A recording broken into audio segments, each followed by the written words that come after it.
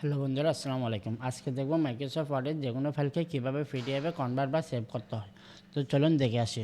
আমরা প্রথমে মাইক্রোসফট ওয়ার্ডের ফাইল মেনুতে ক্লিক করব। এরপর আমরা সবার নিচের দিকে এখানে একটা লেখা পাবো এক্সপোর্ট নামে, সেই লেখার উপর আমরা একটা ক্লিক করব। এরপর আমরা এখানে ক্রিয়েট পিডিএফ লেখা যেটা দেখতে পাচ্ছি সেটাতে ক্লিক করব। দেন এরপরে এই পাশে ডান পাশে আমরা ক্রিয়েট নামে আরেকটা বাটন দেখতে পাচ্ছি, সেটাতে আরেকটা ক্লিক করব। তো এবার আমরা একটা ডায়লগ বক্স দেখতে পাবো, সেটার মধ্যে আমরা বাম পাশ থেকে যে কোনো ধরনের একটা লোকেশনকে সিলেক্ট করব। ধরুন আমি এখান থেকে একটা ড্রাইভ সিলেক্ট করলাম, নিউ ভলিউম। এরপর আমি এখানে একটা ফোল্ডার তৈরি করব। তো এখানে আমরা উপরে একটা নিউ ফোল্ডার নামে একটা লেখা পাবো, এটার মধ্যে একটা ক্লিক করব। দেন এরপর আমরা এখানে একটা নাম দেবো। ধরুন আমি এখানে দিতে পারি MS ওয়ার্ড ডকুমেন্ট।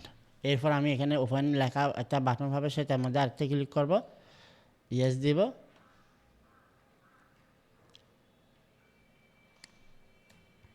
আর ফোল্ডারটা তো খুঁজতে হবে, এই যে MS ওয়ার্ড ডকুমেন্ট, এর মধ্যে আমি ডাবল ক্লিক করে ওপেন করব।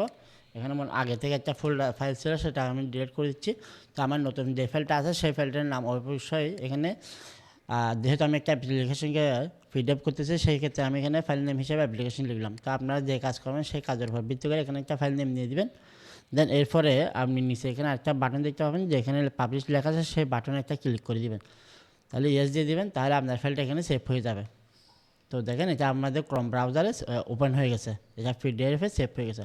তো এই ধরনের আরও ভিডিও পেতে আপনি যদি ফেসবুক পেজ থেকে আমাদের এই ভিডিওটি দেখে থাকেন, তাহলে আমাদের ফেসবুক পেজটি ফলো করবেন, এবং ইউটিউব থেকে দেখে থাকলে আমাদের ইউটিউব চ্যানেলটি সাবস্ক্রাইব করবেন। ধন্যবাদ পাশে থাকার জন্য।